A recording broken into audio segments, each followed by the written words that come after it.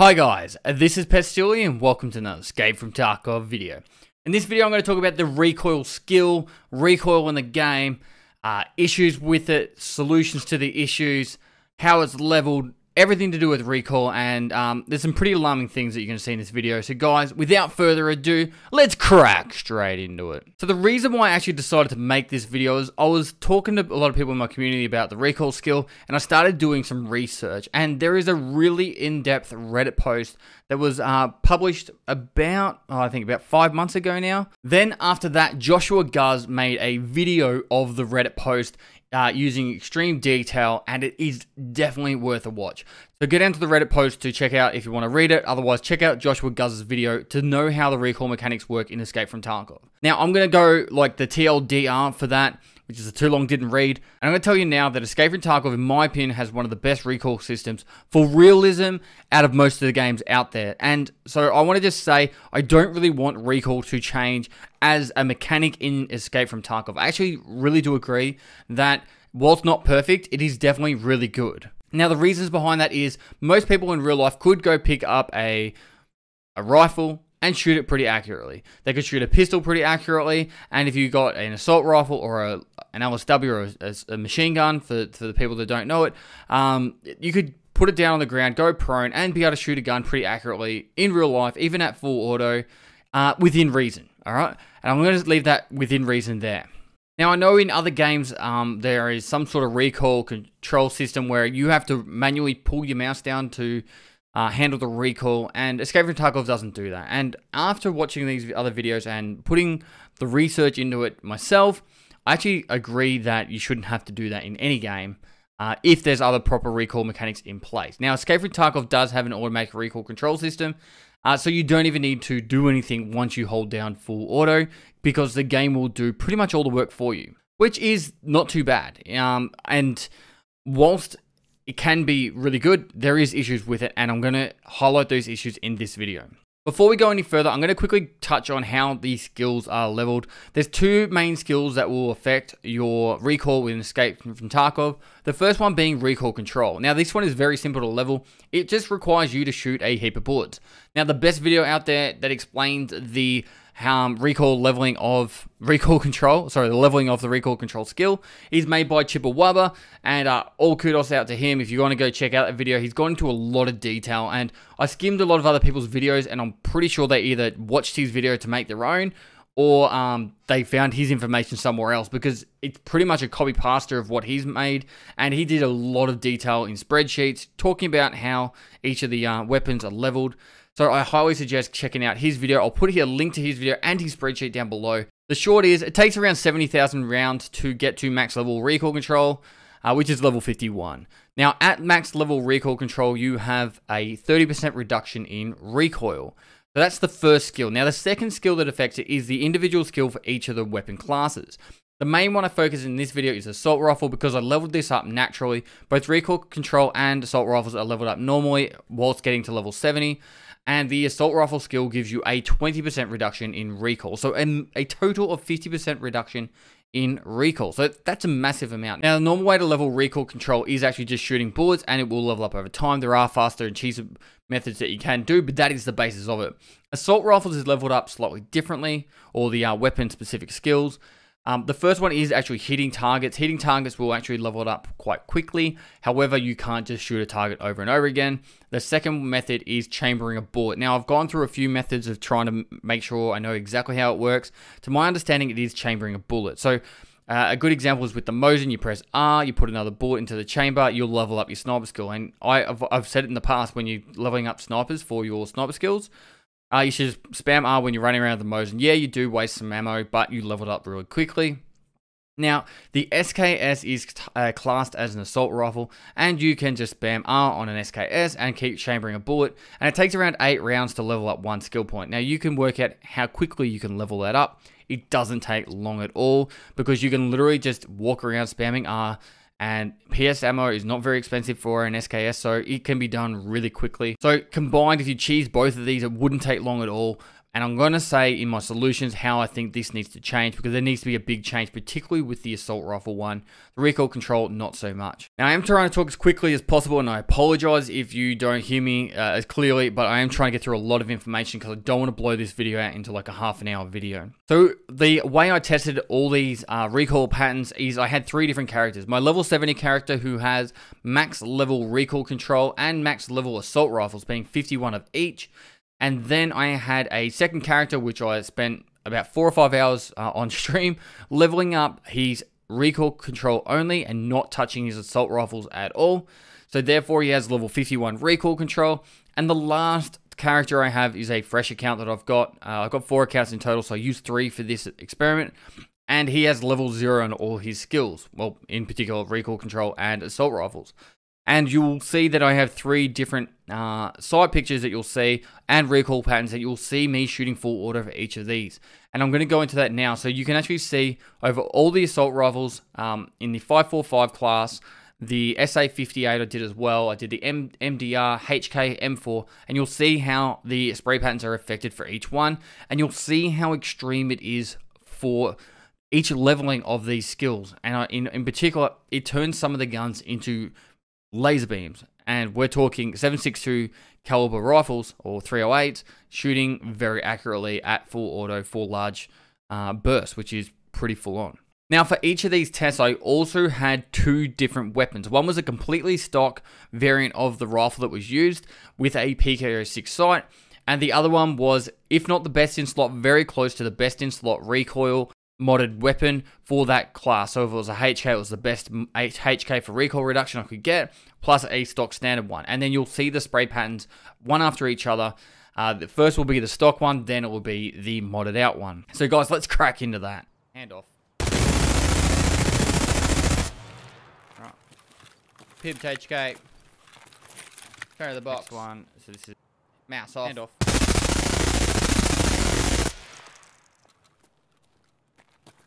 Moving on to the next one. We should print screen each of these as well.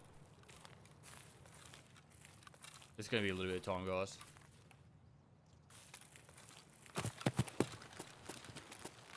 Next box. The box. Center of the box. Mouse off.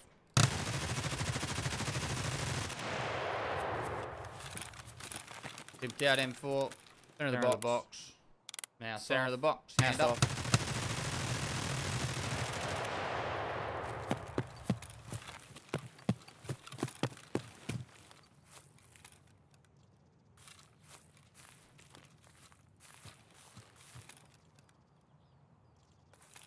Standard. Mouse off.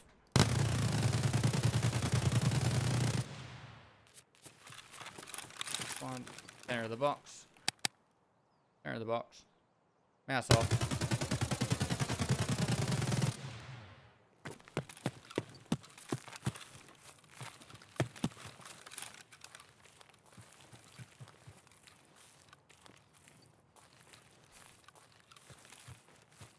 Middle of the box. Auto. Pimped. Middle of the box. Pimped out. Center of the box.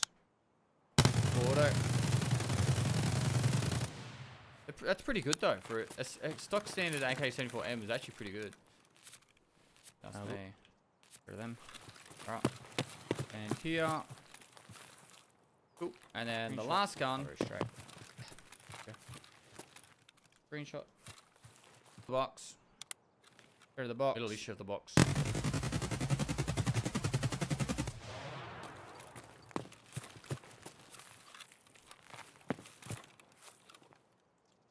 Cool. Auto, center of the square, center of the hand box. Off the fucking mat.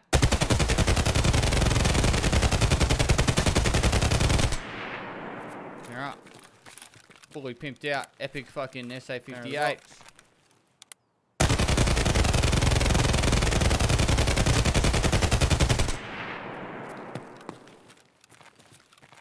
You tell a difference, personally. Ooh. Ooh. Disconnect. So there you have it. That is all the shooting that has gone on for all the guns that I tested. It took me a few hours to get all this information and all this data for you guys, and hopefully you can understand that there are what I would consider, from a standing unsupported position, firing full auto on 5.56, 5.45, 7.62 caliber weapons, that this is quite full on, and I think there needs to be changes. And let's go into that now. So with the solutions, I have 3 solutions that I think 2 of them you guys will probably be all over and say, yeah, that's fair enough.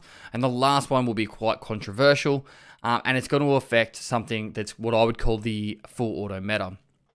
So the first one is, I actually believe that you should be able to reduce your recoil over time. As you play the game, you'll get slightly better, or as you were shooting in real life, you get slightly better at shooting, and your recoil control should increase. And therefore, I'm under the impression probably around the halfway mark, reducing the skills of both recoil control and assault rifles to 50%. So it would be 15 points for recoil control at max level, and I think it's 10% at max level for assault rifles, making a total of 25% instead of 50%. I think this would make a massive difference, because you should be able to have a way of progressing, as it's kind of got that open world MMO RPG kind of feeling to the game, but it shouldn't be to the point where it's such a significant advantage that you will be shooting full auto because that's the best way, because it's obviously that fast rounds going down range is the fastest way you're going to drop someone, rather than taking single well-aimed shots and conserving ammo. Now, the second thing I think that needs to go into place, and I don't really have any issue with people shooting off 70,000 rounds if they really want to level up their recoil control, all well and good. But I do believe that chambering a round on an SKS or a Mosin shouldn't be leveling your skills. I think it's not well known enough, probably in the first place, and that is going to make it so some people will have an unfair advantage because they'll go and do this really quickly. It really does not take long. If you were playing with an SKS a lot, you could probably level it up to max level in a couple of days if you had a fair few hours in the day to play. So in my opinion, it's probably something that should be changed. And if they just reduce it to maybe, I don't know. They just got to reduce it. It not 8 chambers for 1 skill point. Make it 80 chambers for 1 skill point, to the point where it's like, well, that's a lot of effort for, a small amount of improvement. I think majority of people can agree that these 2 changes are somewhere in the right direction. It's too extreme having such a big reduction. The last point I want to make with the solutions that I think personally is there needs to be a reason why you shouldn't be shooting full auto for multiple magazines on a gun that's not built for shooting full auto with multiple magazines in a row. Now, if you had a gun in real life, say an M249 or a Minimi, that's a belt-fed gun built for shooting full auto in bursts, or even larger bursts, say 20-round bursts, I can understand it might not have as many malfunctions. Now, generally with my military experience, the main malfunctions you'll have are weapon jams or obstructions, and they are generally caused from double feeding or not enough gas pressure on the firing of the next round. So my understanding would be perhaps there is some sort of cooldown method where after you shoot a magazine, say on an AK or an M4, you've shot the first 30 rounds. That's fine. But when you go onto the second mag, within a short period of time, because the gun's already hotter, there's more chance of failure. I think on the second and third mag, say there's a 1 minute cooldown, you have a small chance of a weapon jam. Now, jams are in the game, but the only way they actually work right now is if you have a weapon under 30% durability, it will start jamming really often. Besides that, that's the only way a jam happens. I think if you've gone full auto for a mag, you get the first mag as a gimme, you can shoot that off full auto, you don't have any stress. So that takes out the RNG of, oh shit, I don't want to go 2 rounds into a magazine and then get a jam. But if you shoot another mag, say, or if you're shooting full auto on the second and third mag within a minute, let's say you have like a 1 or 2% chance. So if you had 100 rounds, a 100 round magazine on an M4, you're most likely going to get a stoppage. If you have, a 60 round mag, you're probably going to have 1 stoppage every second mag, or or possibly around there. This is just going to reduce that full auto meta and give that little bit of fear to the people that are constantly going around shooting full auto. And I'm guilty of this. I'm not afraid to say it. Like, I do it because it is the meta, you know, of reducing that full auto spray, getting jams, and actually using the jam mechanic is actually really cool when it goes off, when you actually do bust a gun, shooting off a shitload of rounds to do it. It's actually a really cool mechanic. Now, I know this one's not going to be liked because people don't like RNG in the games, and that's why I say the first magazine should be no chance of a jam. But if you're shooting off multiple magazines really fast and it's selected on full auto, that's your highest. That's your reason why you're going to get a jam. If you're on single fire and you're just shooting really quickly, there's no dramas at all. And I think that in general, we could probably agree on would be a step in the right direction. And if you want to go down the realistic path, it's more about realism as well.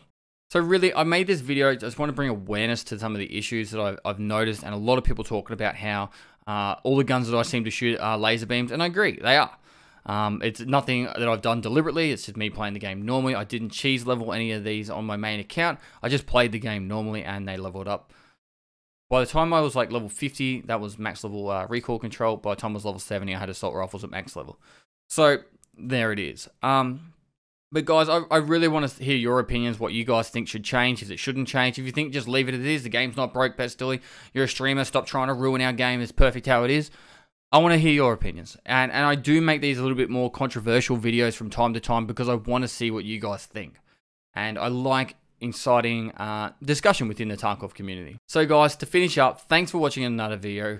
Please go down and check out those other videos, those links I gave below. I know those guys put a lot of work into making those videos and that Reddit post, and it's definitely worth giving them credit for it. If you like this video, give it a thumbs up, subscribe for future content. I do stream on Twitch every day of the week, so go down and link below. Give me a follow if there. You got any Tarkov questions, feel free to hit my live stream or down in the comments below. And lastly, I'll see you next time. 1, 2, 3 o'clock, 4 o'clock rock. 5, 6, 7 o'clock, 8 o'clock rock. 9, 10, 11 o'clock, 12 o'clock rock. Pestily, when is the what right now?